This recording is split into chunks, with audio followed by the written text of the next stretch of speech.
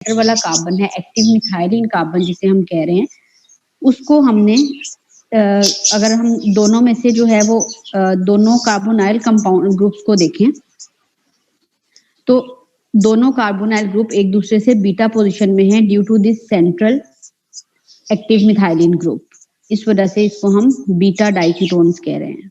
Diketone है but both the keto groups are at beta position to one another. इसी तरह से beta keto ester है, one side पे कीटोन ग्रुप है, on the other side there is ester group. उसके अलावा beta di ester di methyl malonate, beta di ester है जिसमें कि दोनों साइड पे एस्टर ग्रुप है। बीटा डाई कीटोन में दोनों साइड पे कीटोन ग्रुप था विथड्रॉइंग, बीटा कीटो एस्टर में वन साइड पे कीटोन एंड वन साइड पे एस्टर था, लेकिन बीटा डाई एस्टर में दोनों साइड पे जो है वो एस्टर ग्रुप है। उसके बाद है सायानोएस्टिक एस्टर। सायानोएस्टिक एस्टर में क्या है कि वन साइड पे एस्टर ग्रुप है लेकिन दूसरी साइड पे जो है वो सायानाइड ग्रुप है। अब ये जो सायानाइड ग्रुप है इसमें आपका C ट्रिपल बॉन्ड N है, it can also participate in resonance structure. इस वजह से ये भी आपका इलेक्ट्रॉन विथड्रॉइंग ग्रुप एक्ट करता है और CH2 की स्टेबिलिटी को एनहांस करता है।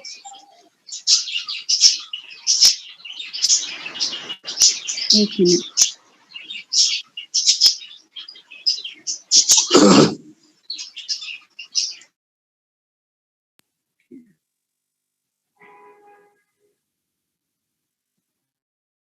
there are some more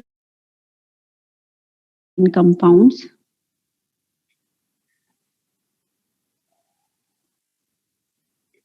इसमें फर्स्ट वन से ये वही हमारे पास डाई कीटो एस्टर है, ये सॉरी डाई कीटो कंपाउंड है, ये हमारे पास diketo and ester compound and this is diester compound.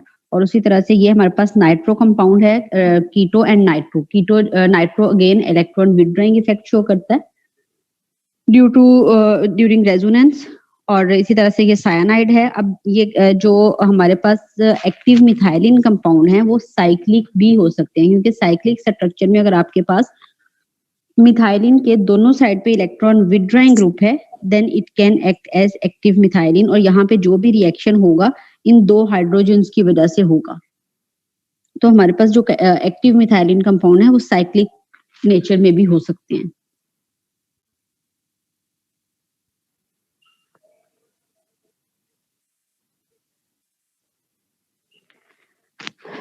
Next is the stability of active methylene compounds. Why they are more stable and why they show this behavior.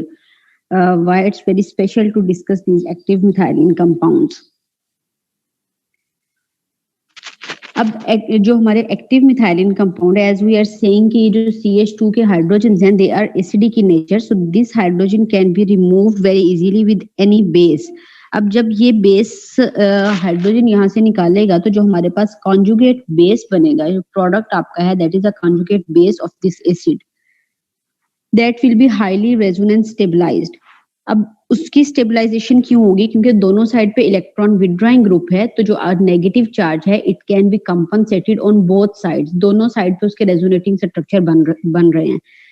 अब इसको हम कहते हैं enolate A9. इनोल्स पढ़े, टॉटोइनोल कीटोइनोल टॉटोमरिज्म पढ़ा था? Yes ma'am. Yes ma'am.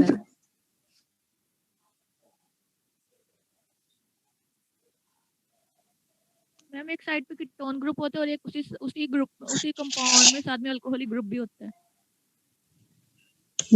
लेकिन जब उनका सेकंड फॉर्म बनती है आइसोमरिज्म की तो उसमें क्या होता है? मैम CH2 ग्रुप से CH3 ग्रुप से hydrogen CH2 bond double bond generate होता है। Carbon carbon double bond generate होता है, कार्बन ऑक्सीजन का डबल बॉन्ड टूटता है और कार्बन में डबल बॉन्ड जनरेट होता है। सेम वही सिनेरियो यहाँ पे हो रहा है। आपका जो इनोलेट जो कार्ब एनाइन बना था वो कंजुगेशन के थ्रू इनोलेट आयन में कन्वर्ट होता है कि एक साइड का जो कार्बोनाइल ग्रुप है वो कार्बन ऑक्सीजन बॉन्ड से कार्बन कार्बन बॉन्ड में शिफ्ट हो जाता है। अब इसमें चूंकि फर्दर भी कंजुगेशन है, जो थर्ड इलेक्ट्रॉन विथड्रॉइंग ग्रुप आपका दूसरी साइड पे लगा हुआ था वो भी कंजुगेशन में आ रहा है, तो यहाँ पे आपकी एक्स्ट्रा स्टेबिलिटी आ जाती है क्योंकि एक और रेजोनेटिंग स्ट्रक्चर बन रहा है। तो ये जो एक्स्ट्रा रेजोनेंट स्टेबलाइजेशन है इस इनोलेट एनाइन की, it makes the hydrogen atom more acidic and hydrogen adjusting to the single carbonyl carbon. Mean अगर वो एक कार्बोनाइल कार्बन के साथ अटैच है तो उसकी निस्बत इस मिथाइलिन वाले हाइड्रोजन जो है they will be more acidic because their conjugate base is making more resonance stabilization structures. कोई इशू तो नहीं है यहाँ तक? मैम विनाइल अल्कोहल और ये इनॉल में कोई डिफरेंस होगा कि नहीं? No ma'am.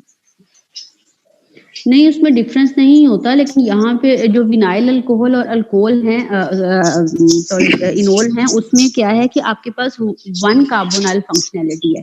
यहाँ पे जो इनोलेट एनाइन बन रहा है उसमें आपके पास 2 कार्बोनाइल फंक्शनैलिटीज हैं, जिसकी वजह से वो ज्यादा स्टेबल हो रहा है। उसके रेजोनेटिंग स्ट्रक्चर्स ज्यादा बन रहे हैं, उसका जो नेगेटिव चार्ज है वो ज्यादा कंपनसेट हो रहा है।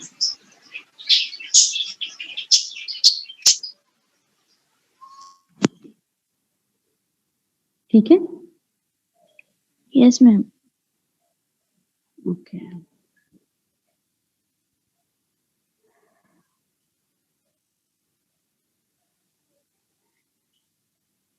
Again, acidity of active methylene compounds.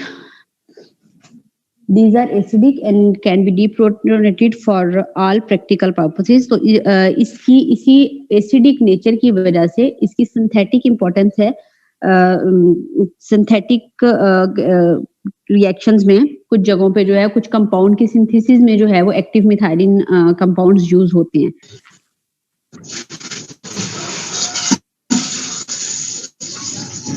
These can be deprotonated irreversibly using common strong base such as hydroxide ion or alkoxide ion. Mean कोई भी आप स्ट्रॉन्ग बेस यूज करो तो आप इजीली एक्टिव मिथाइलिन ग्रुप में से हाइड्रोजन रिमूव कर सकते हो। एंड जिस तरह से आपका सिंपल जो जिस तरह इनऑर्गेनिक एसिड हम कहते हैं कि दे आर स्ट्रॉन्ग एसिड, तो उसमें से हाइड्रोजन रिलीज हो जाए तो देन एक स्टेबलाइजेशन वहां पे जो है वो डेवलप होती है रिवर्सिबल रिएक्शन में। उसी तरह से यहाँ पे है कि यहाँ पे जो रेजोनेटिंग स्ट्रक्चर है it will make it stable, जो एनाइन बन रहा है, जिसकी वजह से जो है वो आपका फॉरवर्ड रिएक्शन ज्यादा होता है और एसिडिक नेचर उसकी ज्यादा प्रोमिनेंट हो जाती है।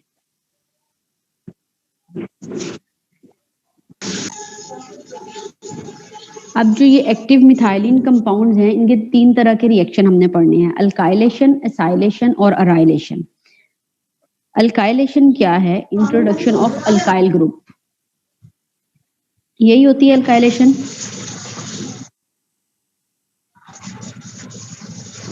अब ये जो आपके अल्काइल ग्रुप्स मिथाइलिन ग्रुप है, it can be alkylated by using alkyl halide in the presence of base and it will produce beta keto esters. I think ये beta keto ketone beta keto ester आएगा, beta keto depending upon the R functionality. यहाँ पे जो R group है it will decide कि जो आपका final product बन रहा है वो क्या बनेगा। अब हमारे पास इसमें जो एक्टिव पार्ट है ये है हमारा जनरल रिएक्शन। एक्टिव पार्ट जो है वो ये 2 हाइड्रोजन हैं। अब ये जो मिथाइलिन ग्रुप है आपका, इसमें आपके पास 2 hydrogen and both of these hydrogen have same acidic nature. तो ये दोनों हाइड्रोजन जो है वो रिमूव हो सकते हैं, दोनों हाइड्रोजन की जगह पे आप अल्काइल ग्रुप लगा सकते हो। और वो अल्काइल ग्रुप सेम भी हो सकता है, डिफरेंट भी हो सकता है, depending upon the nature of the product you want to form. First step में क्या होगा, 1 मिनट बेटा।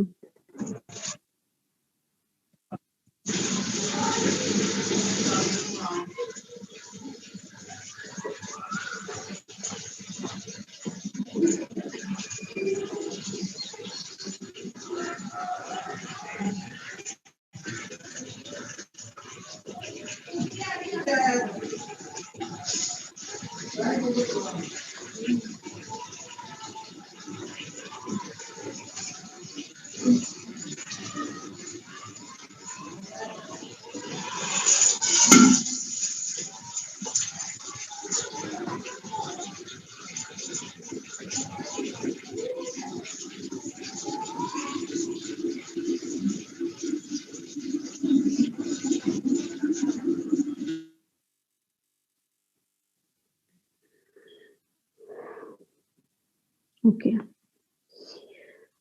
2 स्टेप में रिएक्शन होगा। फर्स्ट स्टेप में base will take a proton from active methylene group, और सेकंड स्टेप में अब ये जो है इस पे चूंकि नेगेटिव चार्ज आ जाएगा, it will act as a nucleophile, और ये अटैक करेगा ऑन अल्काइल हैलाइड, और वहां से जो है वो अल्काइल ग्रुप इसके साथ अटैच हो जाएगा और हैलाइड आयन जो है वो as a negative charge remove होगा। अब अगर हम सेकंड स्टेप भी करवाएंगे अल्काइलेशन का, तो आपका जो सेकंड हाइड्रोजन है it will also be removed, और दोनों हाइड्रोजन की जगह पे अल्काइल ग्रुप अटैच हो जाएगा। मैकेनिज्म क्या है अल्काइलेशन का?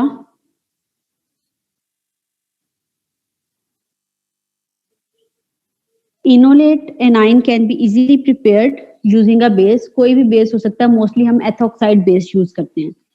And these enolates are good nucleophile and they can react with alkyl halide via SN2 type reaction, क्योंकि बड़ा मॉलिक्यूल है, ये जो है वो SN2 रिएक्शन ज्यादा इजीली देता है। This allow alkyl group to be introduced in the alpha position. In principle, both of the alpha hydrogens can be replaced with alkyl group.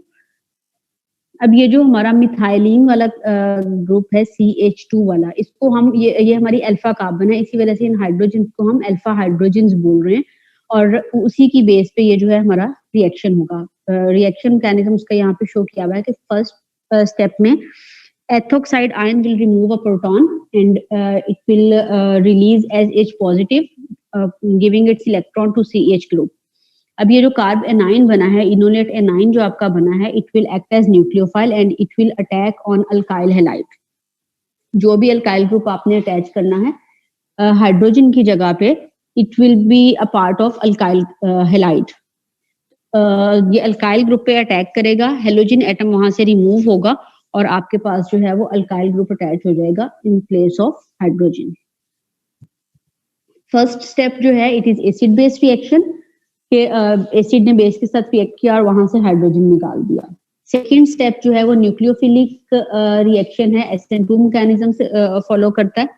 उसमें जो आपका इनोलेट आयन है, it will attack on alkyl halide and alkyl halide will act as electrophile, क्योंकि alkyl halides में जो हमारा CX bond है, ये आपका पोलर बॉन्ड होगा and this carbon will be electron deficient, it will act as electrophile.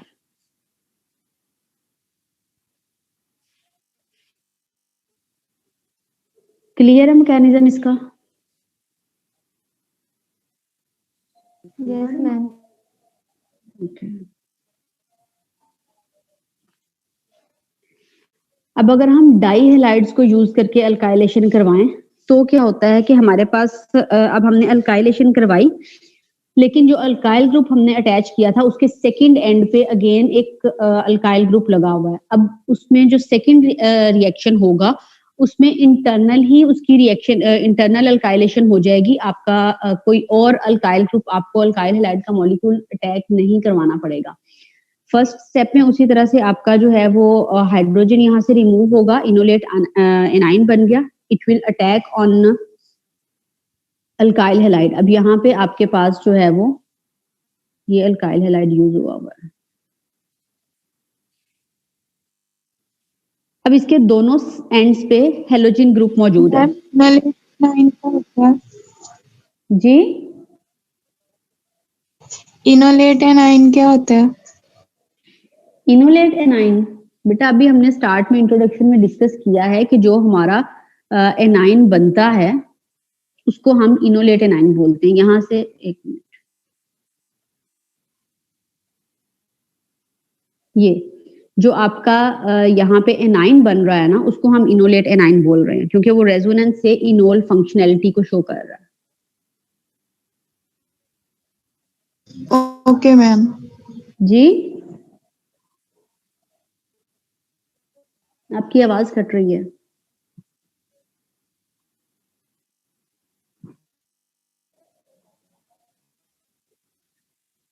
Hello,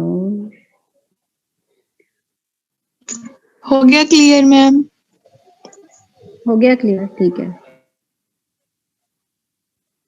okay.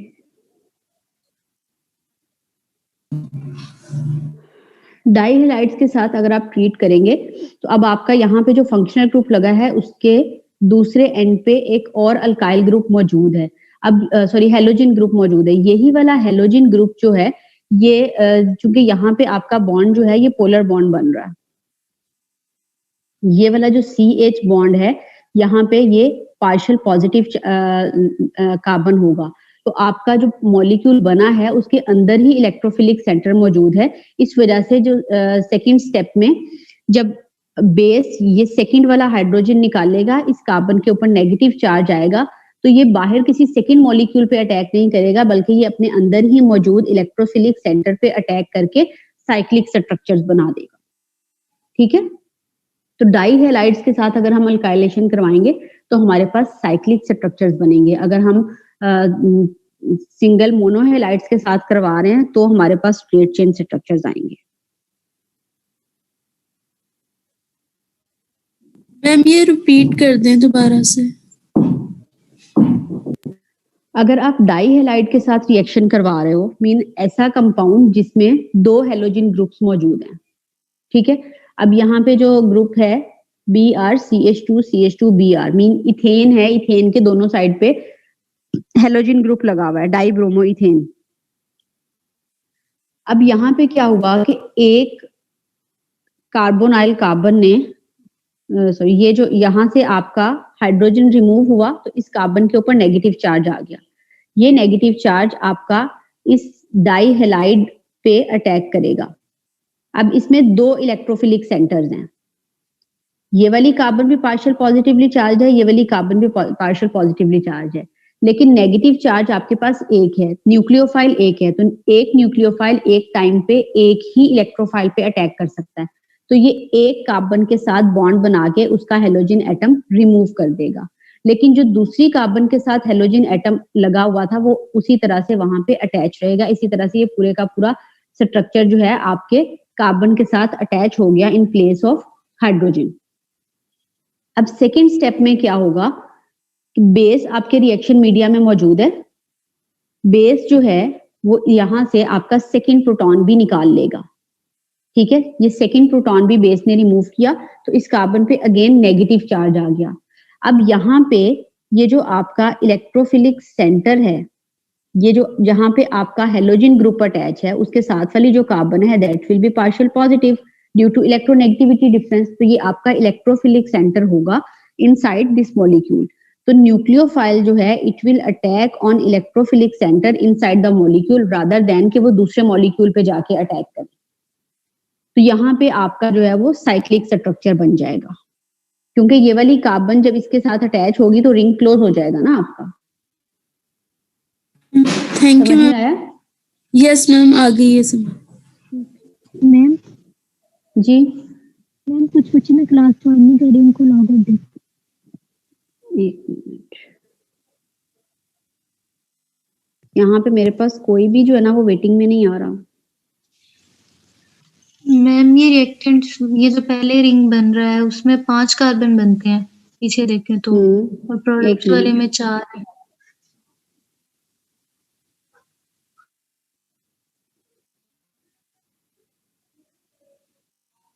जी यहाँ पे रिंग गलत बना हुआ है, क्योंकि यहाँ पे आपके पास जो है वो CH2 4 था, सॉरी ये ब्यूटेन है जी, 4 कार्बन है। यहाँ पे 4 कार्बन का रिंग होना चाहिए, सही कह रही हैं।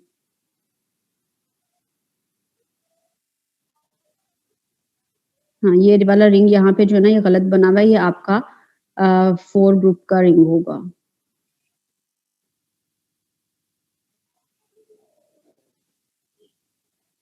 इसको ठीक कर लीजिएगा, ठीक है। जितनी कार्बन आपकी डाई हैलाइड में लगी हुई हैं उतनी ही कार्बन आपकी रिंग में आएंगी। मैम यहाँ पे नहीं, 4 ही है। सही है, क्योंकि जो 5th कार्बन है वो आपकी मिथाइलिन ग्रुप की कार्बन है। तो टोटल 5 मेंबर रिंग बनेगा, क्योंकि 4 कार्बन आपकी जो है वो आ रही हैं हेलाइड से, हेलोजन से, अल्काइल हेलाइड से, और 5th कार्बन आपकी जो है वो मिथाइलिन वाली है, तो 5th कार्बन रिंग बनेगा।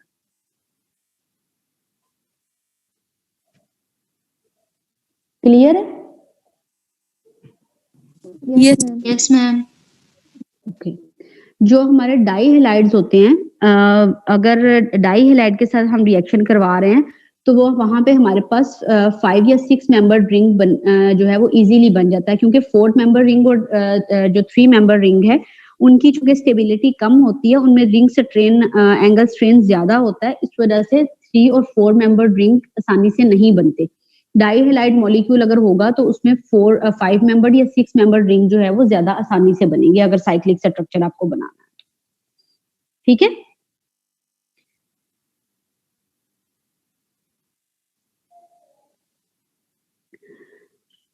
अब ये हमारे पास अल्काइलेशन की एग्जांपल है, alkylation of acetoacetic ester, beta keto ester है ये। एक साइड पे कीटोन ग्रुप है, दूसरी साइड पे जो है वो एस्टर ग्रुप है।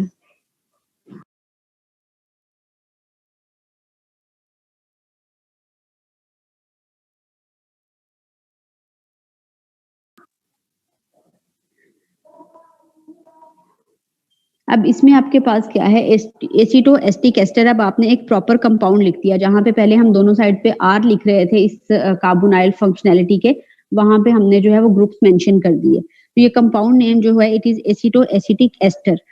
सोडियम एथोक्साइड के साथ रिएक्ट करेगा, उसी तरह से जो है वो फर्स्ट स्टेप पे आपका कार्ब एनाइन बन जाएगा, इनोलेट आयन बन गया आपका।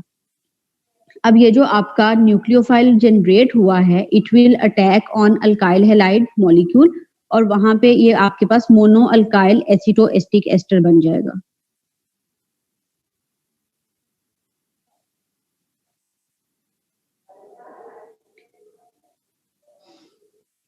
इसी तरह से अगर आप सेकंड स्टेप करवाएंगे तो वो डाई अल्काइल एसिटोएसिटेट एस्टर बन जाएगा। ठीक है।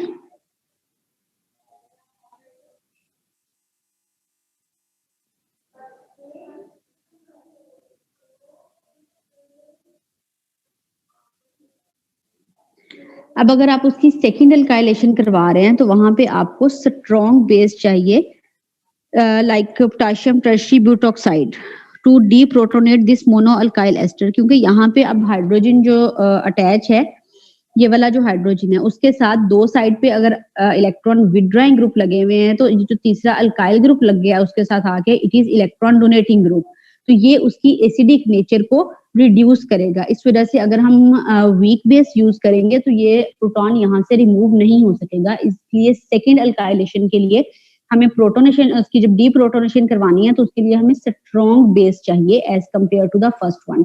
जो पहला रिएक्शन है मोनो अल्काइलेशन का, वहां पे डीप्रोटोनेशन ज्यादा इजीली हो जाएगी, क्योंकि वहां पे CH2 के जो हाइड्रोजन है दे आर मोर एसिडिक, लेकिन जब उसके साथ एक अल्काइल ग्रुप लग गया तो वो इलेक्ट्रॉन डोनेट करके उसको कंपनसेट कर रहा है, तो इसलिए वहां पे जो है वो हमें स्ट्रॉन्ग बेस रिक्वायर होगा for removal of hydrogen atom. ठीक है। अगर एक दफा वहां से हाइड्रोजन आपने रिमूव कर लिया, then you can alkylate that second group very easily. कोई कंफ्यूजन तो नहीं है इसमें?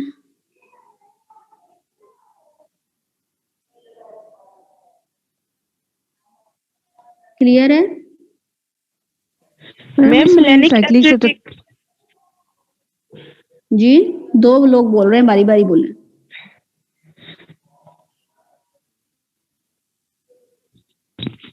मैम मिलेनिक एसिड आपकी आवाज कट रही है बहुत ज्यादा। जो है जब सेकंड अल्काइल ग्रुप अटैच करवाना होता है तो तब मतलब हमें स्ट्रॉन्ग बेस की जरूरत नहीं थी। आपकी आवाज इतनी डिस्टॉर्टेड थी कि मुझे आपका क्वेश्चन समझ में नहीं आया। मैं कह रही थी कि मिलेनिक एसिड सेकंड करवाना होता है। मेलोनिक एस्टर ही समझ में आ रहा है, आप चैट में क्वेश्चन सेंड करो अपना। और किसका क्वेश्चन था?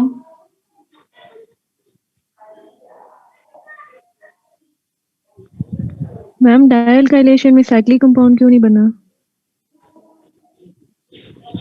यहाँ पे आपकी जो डाई अल्काइलेशन करवा रहे हो वो आपका डाई हेलाइड होना चाहिए वहां पे साइक्लिक कंपाउंड के लिए।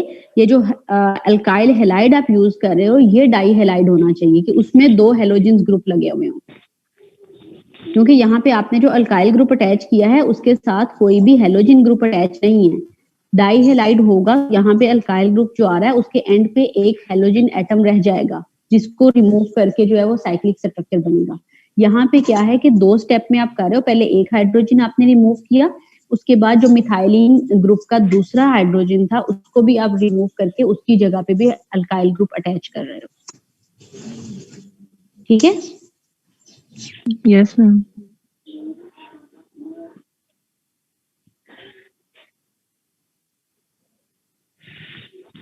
मेलोनिक एस्टर के केस में सेकेंड अल्काइल ग्रुप अटैच करने के लिए स्ट्रॉन्ग बेस की जरूरत नहीं होती। उस केस में भी तो first alkyl group donating effect show करेगा। मेलोनिक एस्टर में आई थिंक उसके दोनों साइड पे जो है वो एस्टर ग्रुप लगा हुआ होता है ना।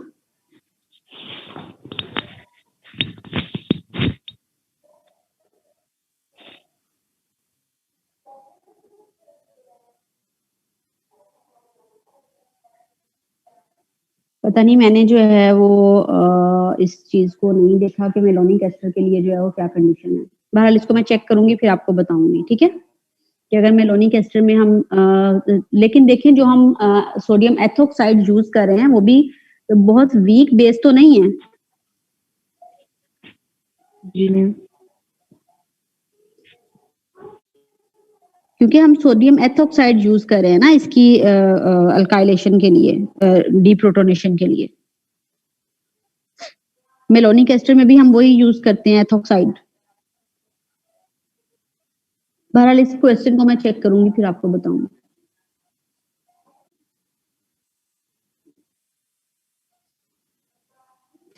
मैम इस रिएक्शन में आपने पोटाशियम टर्शियरी ब्यूटॉक्साइड यूज किया हुआ है, इसमें क्यों नहीं किया सोडियम एथोक्साइड? यही तो आपको बता रही हूँ कि यहाँ पे जो है ना हमारा जो हम ये कह रहे हैं कि जो आर ग्रुप है आपका वो चूंकि इलेक्ट्रॉन डोनेटिंग है तो यहाँ पे आपको सेकेंड टाइम पे प्रोटॉन रिमूव करवाने के लिए स्ट्रॉन्ग बेस चाहिए होगा as compare to the first one. क्योंकि जो पहला और किसी ने क्वेश्चन यही किया है, किसने किया है वो क्वेश्चन कि मेलोनिक एस्टर के केस में हम जब सेकेंड ग्रुप करवाते हैं उसकी second carbon second hydrogen remove करवाने के लिए हमें स्ट्रॉन्ग बेस नहीं चाहिए होता, तो ऐसा क्यों है? आई थिंक एस्टर जो है वो हमारे पास एक्टिव मिथाइलिन कंपाउंड में नहीं आता कि एक्टिव मिथाइलिन कंपाउंड में आता है। मेलोनिक एस्टर का आगे मेरा ख्याल है कि डिस्कस किया हुआ है। मैम जो पहली एग्जांपल आपने की वो मेलोनिक एस्टर की है ना?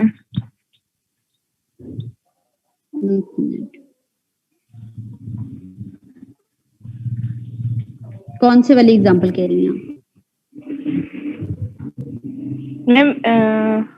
ये वाली, ये मैम नेक्स्ट वाली जो स्लाइड है, ये वाली, ये भी मेलोनिक एस्टर है जी। ये मेलोनिक एस्टर है। जनरली डिस्कस कर रहे हैं अल्काइल ग्रुप को। अब ये जो आर ग्रुप है यहाँ पे दोनों साइड पे हमें नहीं पता कि ये क्या है, ये आपका कोई भी हो सकता है। सिंपल ये जो है ना डिस्कस कर रहे हैं मैम। यहाँ पे ये डाईकीटोन है ना, तो अगर इसकी जगह से मतलब एस्टर ग्रुप हो तो मेलोनिक एस्टर हमने बीएससी में किया था ये। यही मैं कह रही हूँ। अब यहाँ पे देखिए सिंपली उन्होंने जो है वो ये जनरल मैकेनिज्म था, उन्होंने सिंपल दोनों जगह पे एक ही बेस लिख दिया। वो बेस भी उसको रिमूव कर सकता है, लेकिन अगर हम थोड़ा सा स्ट्रॉन्ग बेस यूज कर लेंगे तो वो ज्यादा इजी हो जाएगा। वो हम स्पेसिफिक केस डिस्कस कर रहे हैं एसिटोएस्टिक एस्टर का, ये वाला।